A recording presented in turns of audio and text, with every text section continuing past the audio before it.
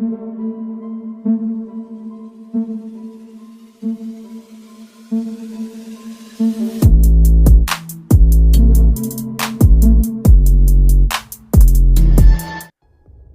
दोस्तों, तो कैसे हैं आप लोग। आई होप आप लोग अच्छे होंगे और स्वस्थ होंगे। अनकैनी स्टोरीज डार्क में आप सभी का स्वागत है। दोस्तों, आज की कहानी की तरफ बढ़ने से पहले चैनल को सब्सक्राइब कर लीजिए और अगर कहानी अच्छी लगती है तो प्लीज़ लाइक एंड कमेंट करना बिल्कुल मत भूलिएगा, क्योंकि कहानी बहुत ही ज़्यादा डरावनी होती है। तो देर नहीं करेंगे, आज की कहानी की तरफ बढ़ेंगे। कहानी है आदित्य की। आदित्य लंदन में रहता है, उसकी पत्नी रिया। उनकी बहुत बड़ी एक कंपनी है और उसी कंपनी में वो कई मज़दूरों को रख करके काम करते हैं। उनका बिजनेस बहुत अच्छा चल रहा है और फैमिली बहुत अच्छी है। शादी अभी 2 साल हुई थी उनकी, तो सब कुछ ठीक जा रहा था। लेकिन एक दिन जब ऑफिस में ये काम कर रहे थे, तभी इनके गांव से फ़ोन जाता है इनके पास। गांव के प्रधान जी का फ़ोन था। उन्होंने बताया कि आदित्य बेटा, हवेली में कुछ अजीब अजीब सी घटनाएं हो रही हैं, तुम जितनी जल्दी हो सके यहाँ आ जाओ, क्योंकि पहले तो नॉर्मल बातें थी लेकिन अब हद पार हो रही है। गांव के लोग उस तरफ जाने से डरने लगे हैं। तो तुम कब आओगे। आदित्य कहता है कि अरे प्रधान जी, हुआ क्या है। तो वो कहते हैं बेटा, तुम यहाँ आओगे तभी बताएंगे। अब आदित्य परेशान हो जाता है कि इतना बड़ा बिजनेस और सब काम छोड़ करके इंडिया जाना पॉसिबल ही नहीं था। तो ये रिया को पूरी बात फ़ोन पर बताते हैं। तो रिया अपनी एक सहेली से बात करती हैं जो कि इंडिया में रहती थी। तो उनसे कहती हैं कि तुम पता लगाओ आखिर गांव में क्या चल रहा है। तो इनकी फ्रेंड पता लगाती है तो उसे पता चलता है कि गांव में भूतिया घटनाएं हो रही हैं। अब जब ये बात रिया को पता चलती है तो वो आदित्य को बताते हैं। आदित्य को इन सब चीज़ों में बिल्कुल भी विश्वास नहीं था। वो इन सब चीज़ों को सिरे से नकार देता है कि ऐसा कुछ भी नहीं है। कोई शायद कब्जा करना चाहता है हमारी हवेली में, क्योंकि 8 से 10 साल हो चुका है जब आदित्य गांव से शहर आया था। उसके बाद से वो गांव गया ही नहीं। फाइनली ये लोग प्लानिंग करते हैं और इंडिया पहुंचते हैं। इंडिया पहुंचने के बाद अपने गांव जाते हैं जो कि राजस्थान में था। अब गांव जाते हैं, इतने सालों बाद इंडिया आए थे तो देख करके बहुत अच्छा भी लग रहा था कि सब कुछ नया हो गया है, सब कुछ बदल गया है कितना। तो ये लोग इंडिया आते हैं और देखते हैं कि सब कुछ ठीक है। लेकिन जैसे ही गांव पहुंचते हैं तो जो इनके नौकर थे वो हवेली की साफ़ सफाई दिन के वक्त अक्सर कर दिया करते थे। इनकी हवेली में एक नौकर था जिसका नाम श्यामलाल था। श्यामलाल की पूरी पीढ़ी इसी हवेली में काम करते हुए बीत गई थी। उनकी पत्नी चंपा चंपा भी उनके साथ ही रहती थी। हवेली के बाहर ही एक कमरा था जिसमें श्यामलाल और उनकी पत्नी चंपा रहती थी और बाकी कर्मचारी दिन में काम करके चले जाते थे। अब जब आदित्य जी वहाँ पहुँचते हैं तो वहाँ पर प्रधान जी और गांव के सभी लोग मिलने के लिए आते हैं। श्यामलाल बताते हैं कि ठाकुर साहब, मैं अभी कुछ दिनों से कुछ अजीब सा महसूस कर रहा हूँ। पहले मुझे कोई प्रॉब्लम नहीं होती थी क्योंकि मैं रात के वक्त अंदर जाता ही नहीं था। लेकिन एक दिन रात के वक्त हवेली से कुछ अजीब सी रोने की आवाज़ आई तो मैं हवेली के अंदर गया था। मैंने देखा हवेली में कोई भी नहीं है, लेकिन जैसे ही मैं चलने लगा तो मुझे तहखाने की तरफ से रोने की आवाज़ आ रही थी। तो मैं उस तरफ चल पड़ा। जब मैं उधर गया तो मैंने देखा सीढ़ियों से उतरती हुई एक औरत जा रही है सफ़ेद रंग के कपड़ों में। आदित्य कहते हैं कि अरे काका, तुमने ऐसे ही कुछ देख लिया होगा, ऐसा कुछ नहीं होता है। श्यामलाल कहते हैं बेटा, मैं झूठ नहीं बोल रहा हूँ, मैंने देखा है। और उस दिन से मैं बहुत ज़्यादा डर गया, तो मेरी तो हिम्मत ही नहीं हो रही थी कि मैं यहाँ रहूँ। लेकिन मैं हवेली से बाहर हूँ, इसलिए शायद थोड़ा सेफ हूँ और पंडित जी की कृपा से मुझे ऐसा कुछ भी नहीं हुआ है। चंपा काकी भी रोने लगती हैं और कहती हैं बेटा, तुम यहाँ रहो और सब कुछ ठीक करो। अब आदित्य कहते हैं कि ठीक है, अब मैं कुछ दिनों के लिए यहीं पर रुकूंगा। फाइनली आदित्य और रिया दोनों हवेली के अंदर जाते हैं और अपने रूम में अपना सामान रखते हैं। देखते हैं रूम एकदम क्लीन था क्योंकि श्यामलाल और चंपा ने पूरी साफ सफाई कर रखी थी। दिन में तो चंपा पूरा खाना बनाती है और दोनों खाना खा करके थोड़ा सा गांव घूमते हैं। उसके बाद शाम होती है। शाम को चंपा काम करके लगभग 8 बजे अपने रूम में चली जाती है बाहर, और श्यामलाल भी चले जाते हैं और बोलते हैं कि साहब कोई चीज़ की ज़रूरत हो तो बता दीजिएगा। आदित्य कहते हैं ठीक है।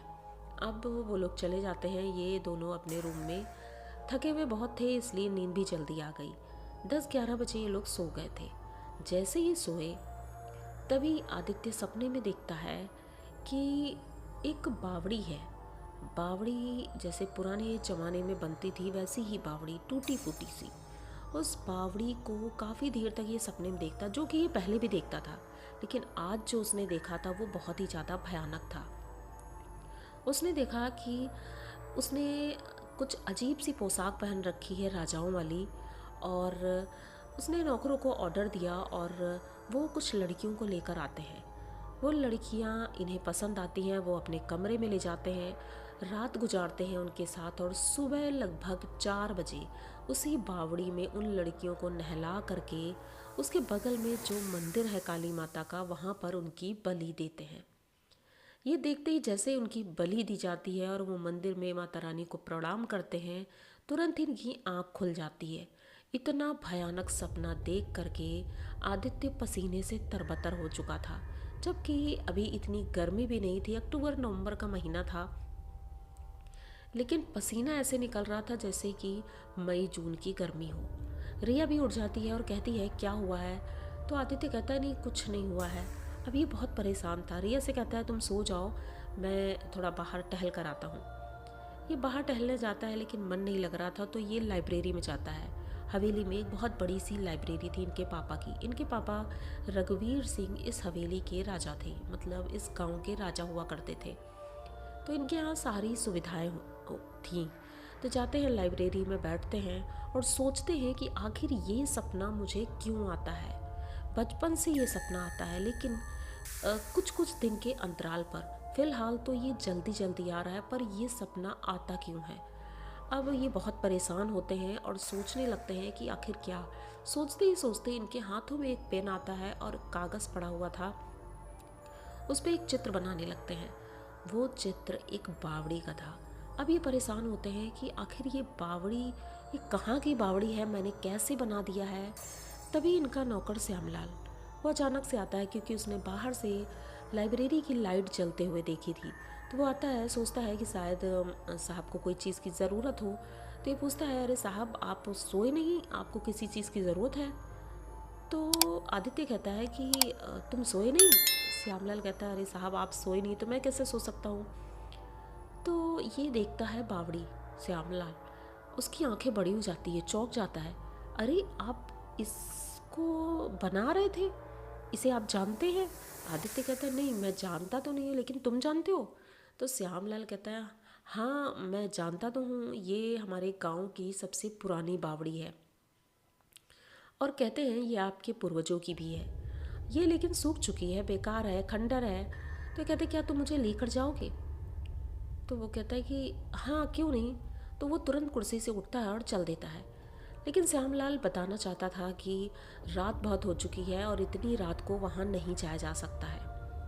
लेकिन जिस तरह से आदित्य ने बोला था, तो श्यामलाल रेडी हो जाता है और दोनों लोग बावड़ी की तरफ चल देते हैं। अपनी कार से गए थे और श्यामलाल रास्ता बताते हुए लगभग 5 मिनट में ये वहाँ पहुँच गए थे। अब जैसे ही वहाँ पहुँचते हैं तो आदित्य भागते हुए इस बावड़ी के पास आता है। श्यामलाल उसे रोक रहा था, क्योंकि उसे पता था वो जगह ठीक नहीं है। अब ये रोकता है, लेकिन वो भागते हुए वहाँ जाता है, देखता है तो वाकई बावड़ी एकदम सूखी पड़ी थी।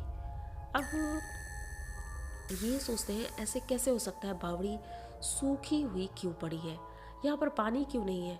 तो श्यामलाल बताता है अरे साहब ये सालों से सूखी पड़ी हुई है और यहाँ पर कोई आता जाता नहीं है। तभी आदित्य की निगाह पड़ती है कि एक सफ़ेद रंग के कपड़े पहने हुई औरत उस बावड़ी के अंदर जा रही है। ये भागते हुए जाता है और देखता है कि बावड़ी के पास नीचे पहुंचते ही गायब हो जाती है। अब ये इधर उधर देखने लगता है, इसे कहीं नहीं दिखाई देती है। वो ये घबरा जाता है थोड़ा, आखिर वो कहाँ चली गई। अब ये श्यामलाल से कहता है कि कोई फावड़ा लेकर आओ।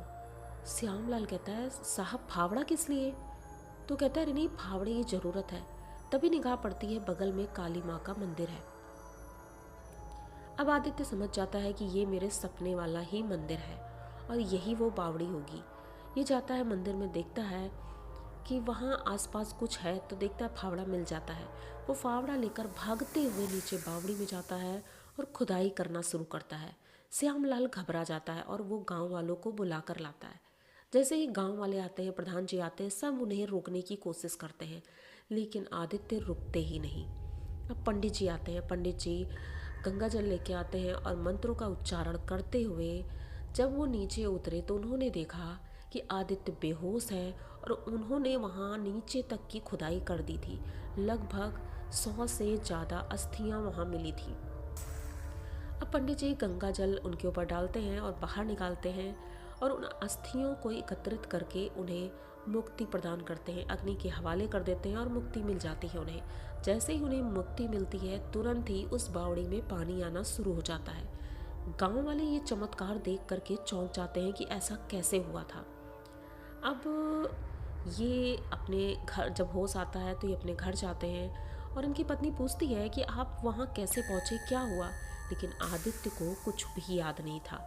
आदित्य परेशान था कि आखिर ये हुआ क्या, ये लोग मुझे इतना घेर करके क्यों खड़े हैं। श्यामलाल कहता है अरे साहब कुछ भी नहीं हुआ है, आप ठीक हो। तो उन्होंने कहा हाँ मैं ठीक हूँ। कहते चलो कोई बात नहीं, बस सब कुछ ठीक था। पंडित जी भी चले गए, गांव के सभी लोग जा चुके थे। रात में जब सब सोते हैं तो दोबारा से आदित्य को वही सपना आता है।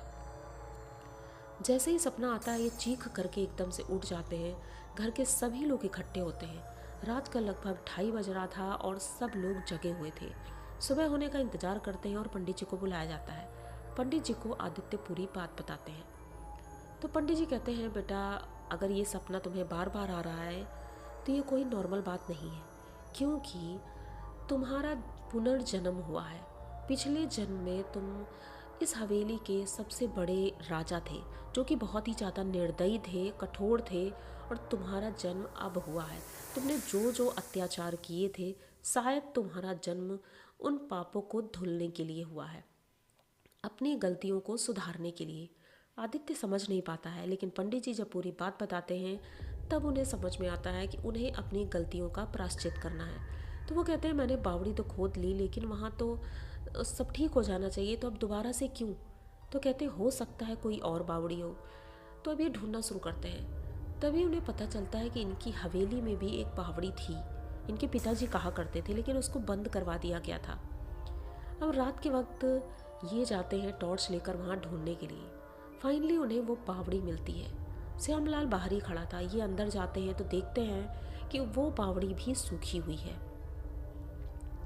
अब ये फावड़ा लेकर जाते हैं और उसे भी खोदना शुरू करते हैं। आप लोग विश्वास नहीं करेंगे कि उस बावड़ी के अंदर भी लगभग 100 से 150 अस्थियाँ मिली थी। उन अस्थियों को भी पंडित जी उन्हें मुक्ति दिलाते हैं, अग्नि के हवाले करते हैं, और उसके बाद उस बावड़ी में भी पानी आ जाता है। तो अब आदित्य को इन सब चीज़ों से मुक्ति मिल गई थी, क्योंकि उसने अपना पश्चाताप किया और जो गलती की थी उन सबको मुक्ति दिला करके अपने पापों को धुल लिया। तो पंडित जी कहते हैं बेटा अब सब कुछ ठीक है, तुम परेशान मत हो, हवेली भी अब ठीक है, अब तुम चाहो तो यहाँ से जा भी सकते हो, क्योंकि इसी वजह से शायद गांव के लोग परेशान रहते थे। यहाँ पर इतनी सारी प्रेत आत्माएं रहती थी जो कि इतना ज़्यादा प्रताड़ित की गई थी, इसीलिए सबको डर लगता था। आदित्य को पहले तो इन सब चीज़ों पर विश्वास नहीं होता था, लेकिन आज उसे विश्वास भी हो गया। तो फाइनली आदित्य ठीक था और कुछ दिन वहाँ और रुकने के बाद वो लंदन वापस चला जाता है। और ये हवेली में अब इतना लेट नहीं करता है, साल में 1-2 बार वो ज़रूर आते हैं। रिया और आदित्य, इनके 2 बच्चे भी अब हो गए हैं और सभी लोग हंसी खुशी अपने फैमिली के साथ रह रहे हैं। आई होप आप लोगों को ये कहानी अच्छी लगी होगी। अगर अच्छी लगी हो तो प्लीज़ चैनल को सब्सक्राइब करिए, लाइक कमेंट करिए, शेयर करिए और बने रहिए हमारे साथ। मिलते हैं किसी नई कहानी में, तब तक के लिए जय सिया राम।